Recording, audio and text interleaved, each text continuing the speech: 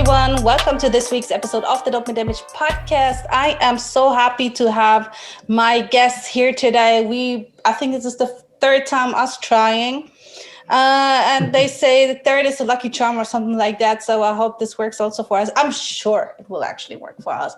So you know the drill, guys. You know where to find us. It's Dope and Damaged everywhere on all social media platforms, on YouTube, and of course on all DSPs. So you know how to get involved now.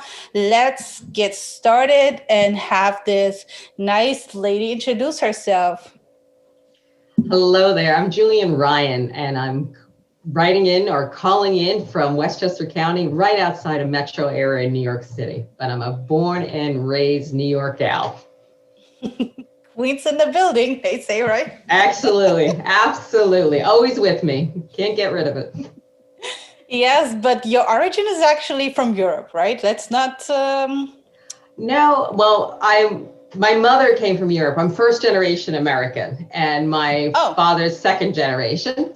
Where I immigrated from was from Brooklyn to Queens. That was the big trip I made as an infant, and I kept still traveling around New York City. So the only borough I haven't lived in is Staten Island, and it's on my list. You know, all right, so you gotta have a goal. You want to cross the sea? It'll be quicker to get to Europe than it is to get around Manhattan on some days when we're full back in. Trust me. Oh my gosh. Yeah. Oh my God. But as I keep saying in my head, I always lived in New York and I'm still living there. So, you know, although like everybody's moving away since the pandemic started from New York, from what I see, it's like thousands of people are actually moved out of New York, which is crazy. But obviously people got to eat and make money.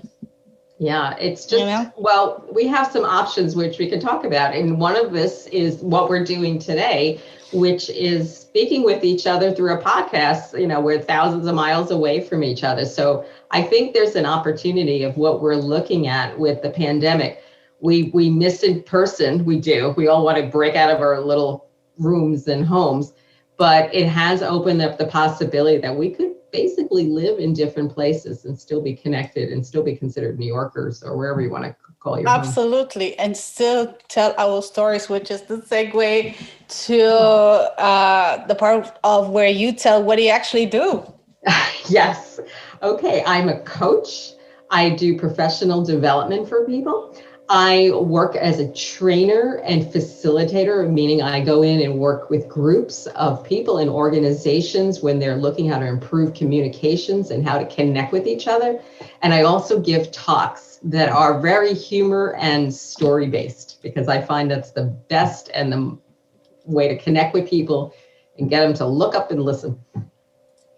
Yes, now that sounds very interesting. So let's unpack some of that. Your background was actually in HR. Mm-hmm. And what happened? Was it too boring for you or what happened?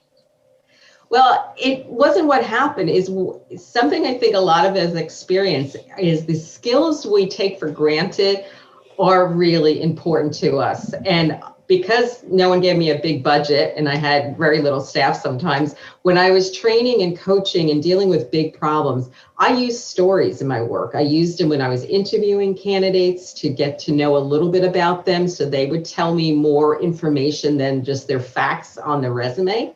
I used it in training sessions to make people laugh and show up and really understand the backstory of why some rules or some things we were hoping people would engage in made sense.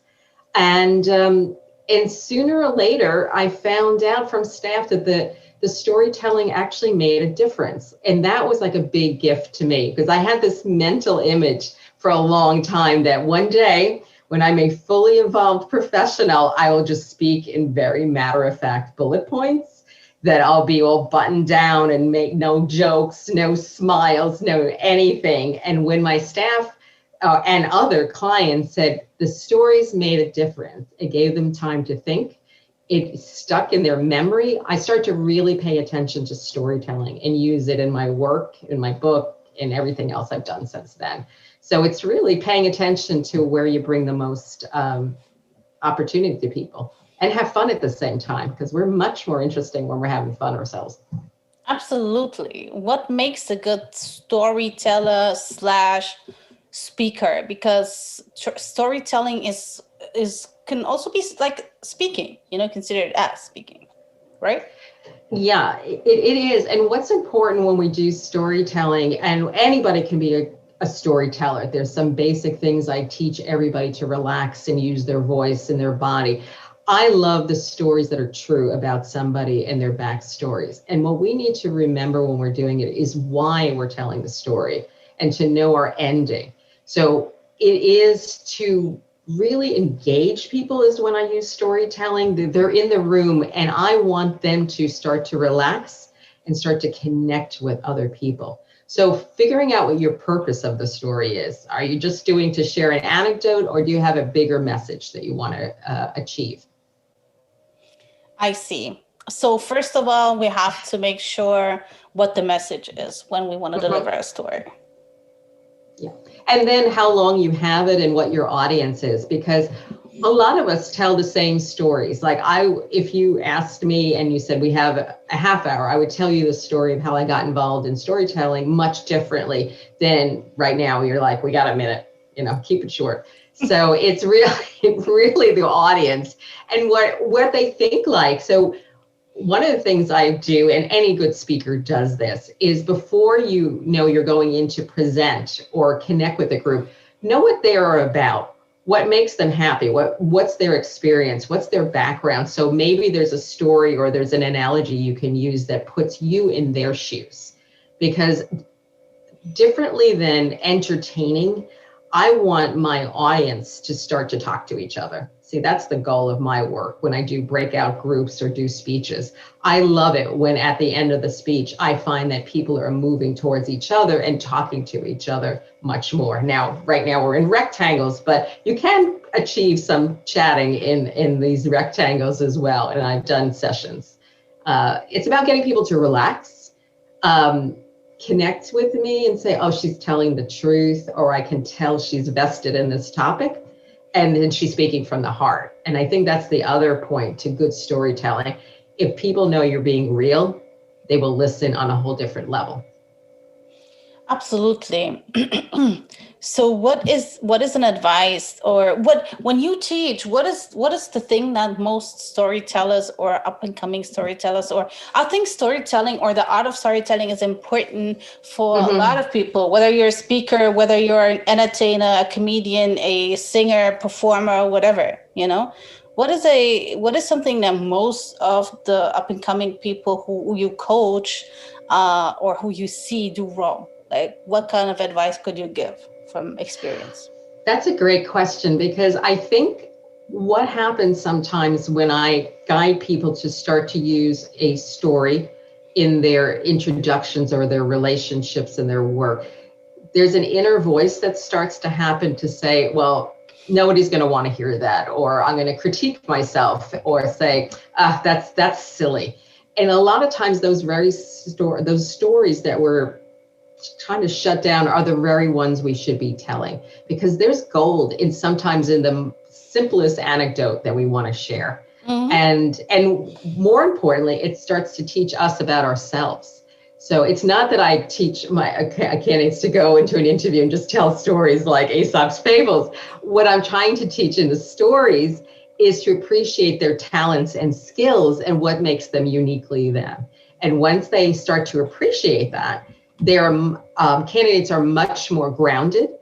And when they're dealing with an interview situation, the confidence shows because they know who they are in that situation and where they bring value. And you stay remembered, because the essence of stories are, in this case, fact and emotions. And when you connect those two, you create an important memory. And that's what I learned the most when I was working in HR and recruiting. I remember the people that I had the best stories and the most important stories, and I could advocate for them afterwards. So think about that. So what does somebody do if let's say they come from a very healthy household, healthy upbringing, mediocre life, nothing special happened, everything went according to plan. They don't really, they do the average thing. They don't really have that exciting story to tell, but they want to get into storytelling. What do we do with that issue? I don't think we know those people that are just typical, but I think there's something simple sometimes somebody can do that creates irony and connection. And that's the most important why we tell a story. So the mundane. I got invited recently in the fall when we were all trying to figure out how to present in conferences at a conference that needed a humorous speaker. And before I got into the session, I'm like, what am I going to talk to them and get them started in listening about team building and Zoom communications? And I poked at the irony of the situation that we're all pretending we're at a conference, but we're all bummed because we really want to be at a conference in a resort, in a nice ballroom, somebody feeding us. So I think it's dialing it down to that ironic thing that we may have in common, saying you and I may relate on this level. So finding something funny in the mundane happens all the time. There's lots of comedians that made their living out of, Seinfeld was a good example. He talked about the mundane and the irony and that everybody goes through their life. So it doesn't have to be like wildly like I climbed Mount Everest. It can just be like I got through the day. And in New York, it could be exciting as like the bus came. It's like, I know, and it was on time. So I think it's just don't judge yourself. And when you're in it, the other good guys I'm saying, if you are going to go with a group and you're going to use a particular story or vignette in a situation that's work related and not personal, I guide people to test them first and practice. And anybody who's a speaker will practice and test a lot of things. I've tortured a lot of people with the lines and bits ahead of time. So there's a special place in heaven for everybody who's had to listen to my material and test it on them. So practice. It's the same thing. You practice with everything. So basically, you are saying that everybody can tell a story, no matter what background, no matter what their life story is, as long as it's presented in a particular interesting way, right? It's always the presentation. Yeah, and I think it does. The thing that makes it more interesting is the detail that you bring to it. If you're bringing the story to life, like how things smelled, what they felt like, sensory details. And put it in the first person, it becomes much more powerful. And then just keep to a really simple storyline. Your beginning, your middle, and the end, and what your point was, basically, of why you're sharing it. So I think, we have it, and it's the most basic skill. We've had storytelling in every culture since the beginning in time. So the beauty of it is we're all wired to hear it and accept it. And it's an amazing gift once you have it in action. I've seen great things happen in rooms where two people never talked to each other, but they found out some background context.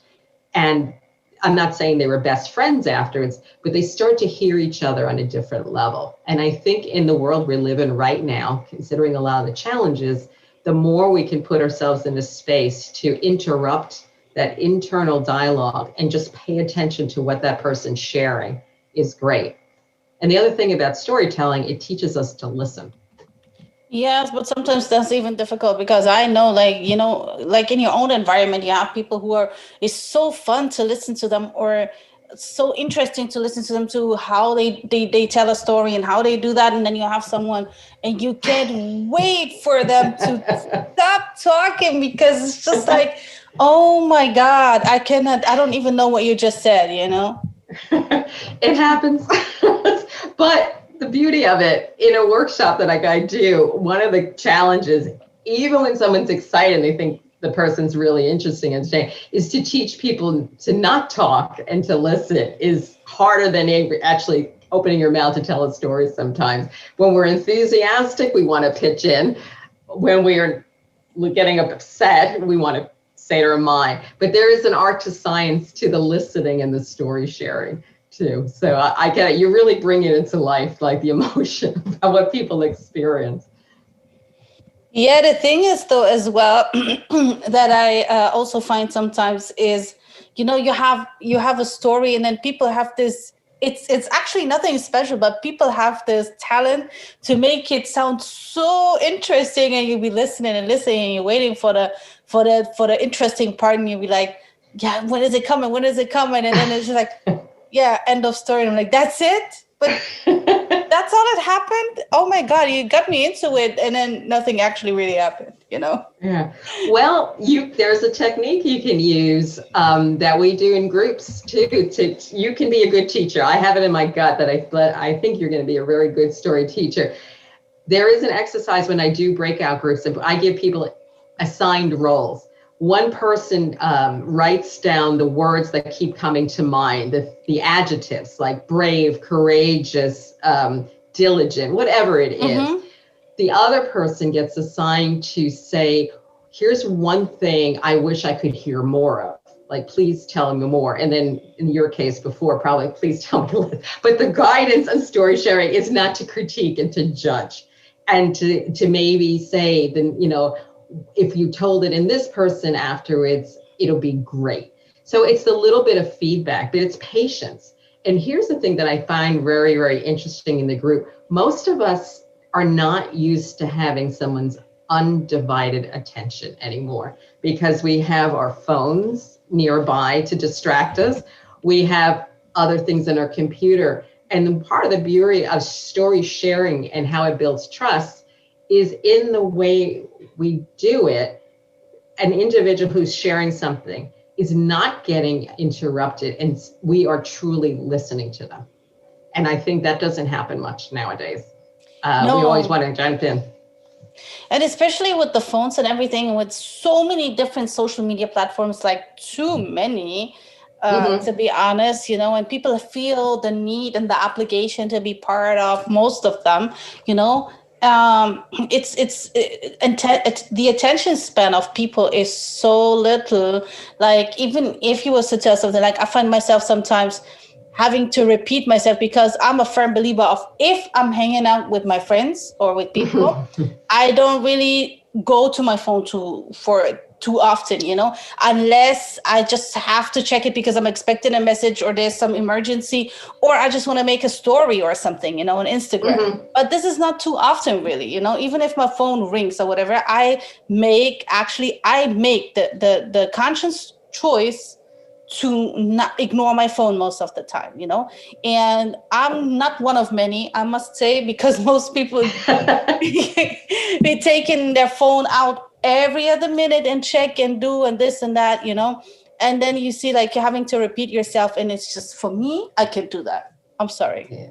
Yeah, it's a challenge. But again, harking back to when I was in in-person groups, which I hope we're getting to very soon, in some sessions, we would let the attendees know that we were taking their phones away. We put little name tags on it so they wouldn't have, but the anxiety and people's faces. And this was in college. This was particularly the case in college students, that I did one workshop for college and then graduate students. And it was like, they were like having anxiety attacks, and they were like, look, the basket, it's over here. It's not left the room. It'll be safe.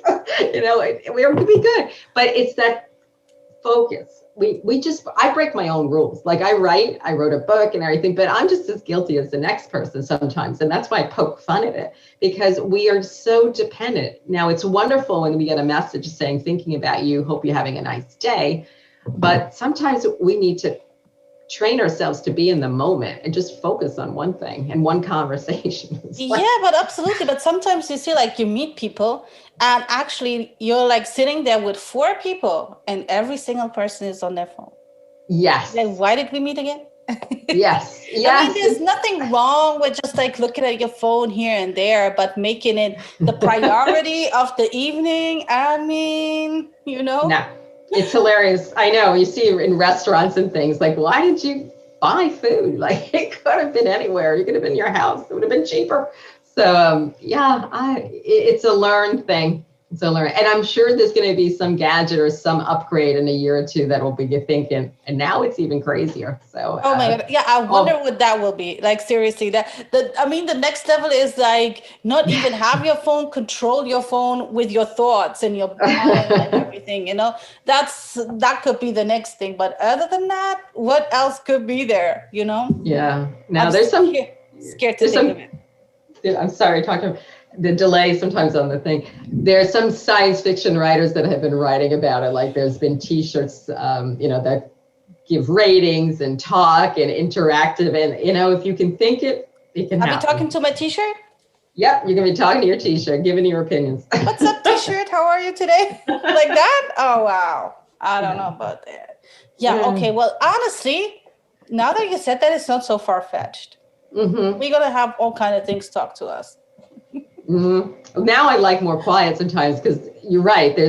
If you pay attention and do a box, like a lot of us have experienced, like the gas station talks to us, our phone talks to us, our car talks to us, there's always something beeping or talking to us. And then when we want to talk to somebody, we have to figure out where they're visiting. Are they on LinkedIn? Are they checking their text? And I think we're actually doing more to try to reach somebody now because no one's picking up their phone. They're all somewhere in the cyberspace. So I think we're chasing people around. But most of the time it's things that can wait for an hour or two, It's nothing that urgent that we have to respond right now, here and there. And it's just we are scared to miss something online more than being scared to miss something in real life sometimes. Mm-hmm. Yeah. And that's what saddens me a little. Yeah. But I think, there's positives and negatives to everything. And I think you're right. If we just train ourselves, but here's the thing too, and I don't know what you're hearing from your colleagues.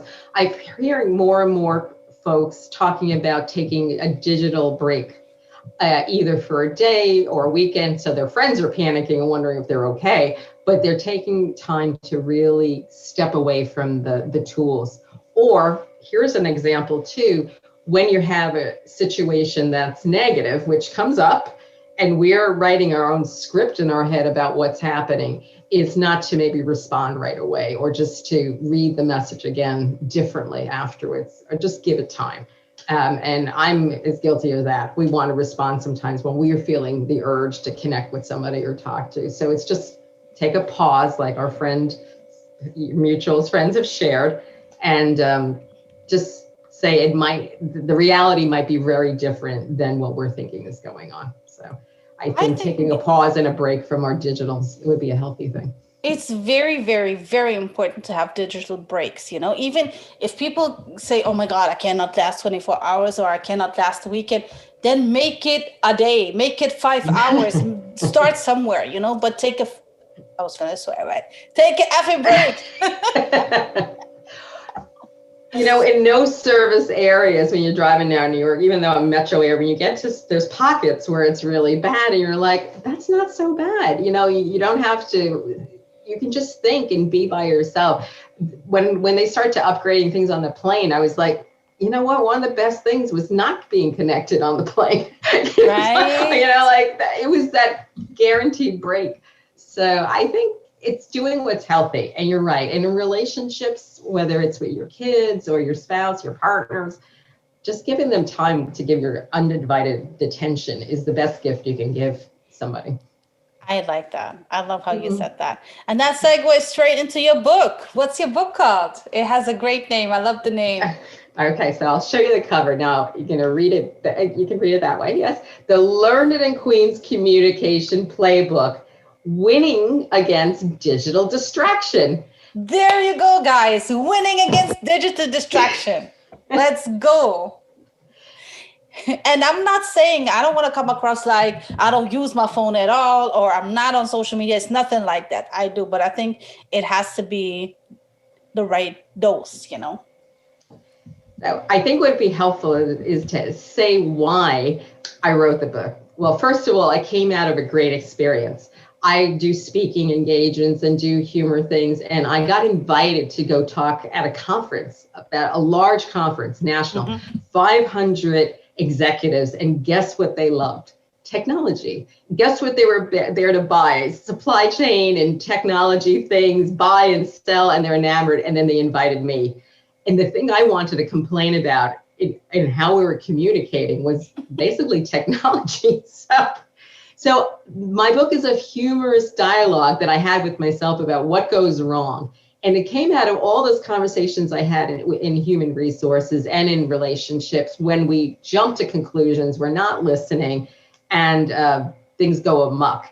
And what I ended up doing is animating the borough I came from and making it a character in the book. Because when I start to think about where was the most fun I had communicating, it was in Queens when I grew up with 100 different nationalities in school. We had to figure out what everybody was saying. And we had to learn how to be patient. Do you know who Christopher Walken is, the actor? Yeah, of course. Okay, good. He's got a very odd style of speaking. It's very stilted. And I was Googling him on YouTube not too long ago and found out the reason he has that. First of all, he's from Queens. Secondly, he too grew up with a lot of different nationalities. And what he said his style, his speaking style was due to is translating and figuring out what the other person was saying, and then figuring out how to interpret what he wanted to express. So that, kind of stilted way of talking was something he grew up with, which I totally resonated. And I think that's what we need to do when we're having conversations or people are presenting, figuring out what their style is and how they're going to be experiencing us. Wow. Okay. Interesting. So, do you often do that? Like check on people and their speech patterns and all of that? Yes, I think it's fabulous. I love listening to where somebody's from, the different expression, because languages are so unique. Like one of my good friends is Japanese, and things I would tell her in college, she said, well, there was an expression for that in Japanese. We didn't have it. So I think each language has a beautiful, rich gift of what it can teach us. And Absolutely. Just like, I think the more we can be with people that are not like us, the more we can learn from them too. So that's a big MO in what I talk about in the book. So it's not all just about digital communications. It's about how we connect and learn from each other. And my big favorite way to do that is to share a meal and eat. So what was the process of writing the book? How long did it take? Was it like a straightforward thing where you know where to start, where to end, or? No. I had a really good speech that I gave. The book was originally a speech that I had brilliant slides. It was well received, lots of fun. Executives looked up. And then I thought, how hard is this going to be? I'm going to write it as a book.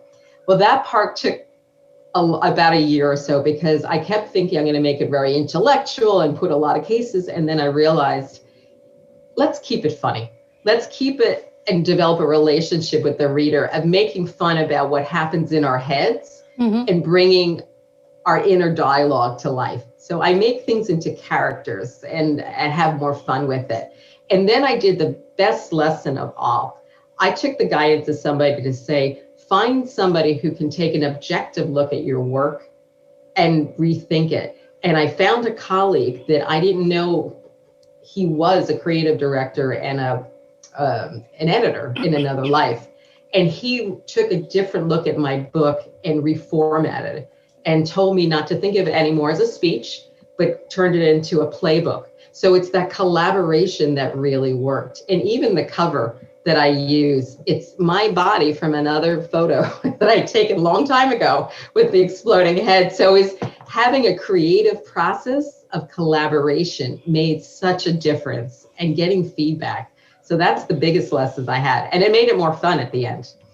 And there's people that have a Queen's accent now because they had to read the book to test it and edit it. So the editor's out in Ohio, and he said his family used to read it out loud and teach themselves the dialogue. So I've corrupted language in a few different people's lives. There. But for someone who's not, because I know we have listeners from all over the world and in very weird places. Give us a typical Queens thing so they know what you're actually talking about. You're kidding me. You're going to do that? Forget about it. We're not going to go there. So that would be an example. We talk with our hands. We're expressive. And then chances are in Queens, we know one of your relatives because there's so many people there from someplace else. If you tweak through 1 degree of separation, it's amazing. And the other thing I use, one of the things I was teaching in the book is to find our virtual front stoop. Now, one of my colleagues, when I was writing the book, she was like, well, not everyone's going to know what a stoop is. Now, those of you out there who are in Holland, or have, gone through, it's a word for steps. And we still use that word in New York, even though Dutch are no longer, managing, and we had the English afterwards and we became America, but we retained a lot of the language and words of people who showed up and influenced us. So my call to action in the book too is to find our virtual front stoop, to have conversations. And the beauty of a stoop in New York is that you sit next to somebody or you sit in front of somebody and talk. And it's a great gathering. And it's a nice way to connect with people. If you don't have a stoop, find a kitchen table and have a nice meal. So that's my big fight. And if you feed me at an event, I am your best, happiest client. And I'll speak wonders about you. So food matters. And I can't wait to get the heck out of this 9x11 room so I can go to some food festivals again. Okay, yes, but you guys are open soon. Did you get your vaccine? I am getting my first shot this week. So that's what we booked. And then by early May, I should be released from all captivity. And again, we're doing so good today with segueing. So food, you told me in a prior conversation that you're looking to write another book, of course. Oh, you remember. And look where I'm going. What are you talking? You say stomachs connects, right? Hunger connects, appetite connects people. I love eating.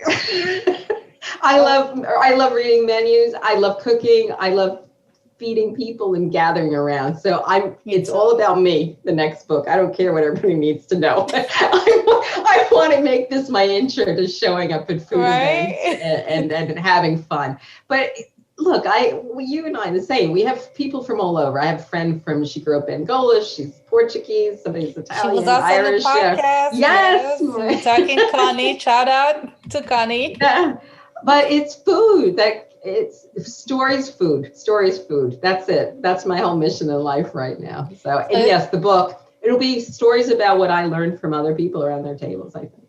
And starting in Queens. Is it like stories while eating, or is it really stories of food, like different foods from different places? Don't pin me down so much. I got to figure this out. So I'm sure it'll be a bit. Okay. I think it'll be a bit of both. I'll let you know. Okay, yeah. I'll let you out. All right. I mean, we're going to have the book title in the show notes, but please say it one more time, just because. I know I have to inhale. Okay, note to self, my second book has to have a shorter title because by the time I type it and I say it, I'm usually exhausted. So it's the Learned in Queens Communication Playbook, Winning Against Digital Distraction. It's all true. It's a short book. Funny, it's like a kid's book. Lots of pictures, big font, but a lot of facts, and it's all true. And you're gonna have some fun. What made you use that kind of format, though, where you actually use a lot of visuals, like the pictures?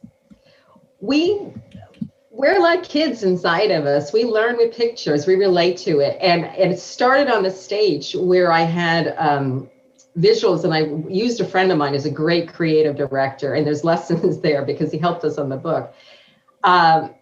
It was about how to keep the slides that are in some of the pictures in the book are actually the slides, and it was like my sidekick, and I felt it was a punchline. It was my buddy on the stage to say what I wanted to say or emote emotion. Like there's one guy in here, and he's in black and white, but in the real life, he's a big red angry dude, and it probably won't photograph, but I asked, we worked together to do this like kind of gothic 1950s crime scene font. And he's like, what are you saying? He's holding his phone because he's doing what a lot of us do, going, what what?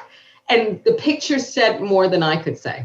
So that's really, why I use more pictures. And it helps us remember, because on any given day when I'm having a bad day, I remember the slides and it interrupts me like, wait, page 3, don't do that. So we could all use a little interruption when we're talking and speaking. Absolutely, absolutely. So Where can we go with this?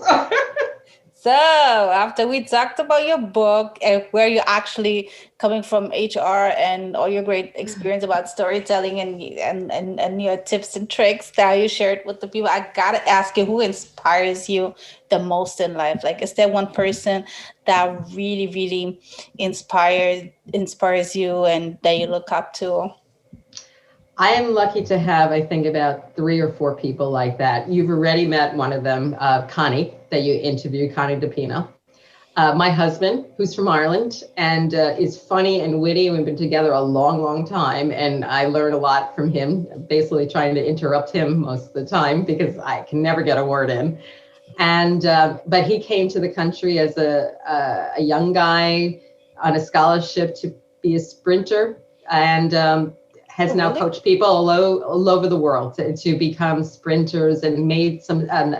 He coached people that they got to go to the Olympics, and so he's an inspiration to me. Did a lot with little, and just pure grit and determination. And then my Connie and I have a mutual friend and lifelong mentor called Dr. Harriet Musach, who is an author and a coach herself and has changed the lives of millions. So I think picking and choosing friends, I've been very lucky of having awesome friends that have been inspiring me and others and doing great stuff.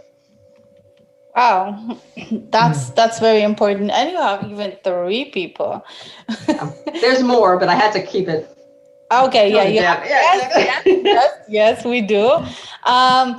Okay, so out of curiosity, what is your husband doing now after Olympics and everything? I always wonder, what do people do who are in the Olympics? Because this is not like a long career thing, I guess, I always wonder, like, what else are they up to? What do they do? Your husband, as an example now. I have to course correct there. He was a junior Olympic. He was a national record holder in Ireland, in Dublin, as a student. And then he was a junior Olympic. He missed the LA Olympics by 0.2 of a second, qualifying for that. However, and he would shoot me now for telling them, but he was very good at what he was doing. But he took that misstep, or literally a step, that one step too few or too slow. Yeah. And he turned it into an amazing career that spanned decades and changed lots of young people's lives and adults. Wow. And they're now friends, because one young lady that he coached in college, 4-time Olympian, now he coaches other people who have gone to the Olympics. He Amazing. went and traveled with the Guyanese Olympic Federation to Beijing. And he's still coaching, and he's a character, and he's funny, but he took all of that and made a great connection with running. And he also teaches math. So it's a very interesting combination. So that is very interesting. Like, is he counting the steps, or? He's done wow. But I mean, metrics matter, but I think it's a teachable lesson for me and for everybody, saying sometimes when things don't go as planned, is to figure out where the gift is and what you can do with it. Something goes wrong, I tell it as a story sometime later when I've recovered, but use what you have. And maybe there's something else coming up the pike that we haven't seen yet that will really come in handy. And I think that's what makes him a great coach and teacher, is because he really relates to the students and has anecdotes, and he's all in. So yeah, that part's fun. That's made life in COVID bearable. we've learned a lot more, about life in this whole process. Absolutely. But so last question, what's next for you? Like, you're working on your food experiment / book / project / whatever. And you're coaching people so people can reach out, I guess, if they need support with some type of development. And luckily, we're now used to doing everything virtual. So wherever you are, it's all possible. Mm-hmm. So anything else you're working on at the moment? I think the lesson is more. I'm looking forward to doing workshops online, in person, Mm-hmm. coaching to help people really discover themselves and what they really bring to the table and make their next step that really they'll flourish. And I'm looking forward to showing up in person. So if there's a festival or a conference as a keynote or a storyteller, I'm all in. That is one of my big goals for the moment. I would love to be there in person, connecting with the room. As much as this is a lot of fun, and all the workshops I've been doing recently are a lot of fun, I love the feeling of coming into a room and feeling something change in the atmosphere when people experience themselves, each other, the music, and whatever else is being offered. So that's the best. Yeah. So once they let me out, I'm not going back in for a while. Forward. Absolutely. Thank you so much, Juliette. I'm so glad that we made it happen. I'm very happy to have you here on the show and have you share your point of view and your experience about storytelling. Whew, it was really very interesting. I hope you guys enjoyed this episode as much as I did. And you know that Drea, like, subscribe, share, follow, comment, get involved. We want to hear from you guys, and you know how to do it. So I don't even have to explain it anymore. She's Thanks. got it together. I got to tell you. So it's a joy. Keep connecting people. I love listening to your sessions. You Ah, really are traveling the world and giving us a chance to jump in and connect and learn from each other. And I think that's what it's all about. So you're doing I an awesome appreciate job that. there. Mm-hmm. Thank you so much. All right, guys. I'll be back next week. And Yeah. then, peace out.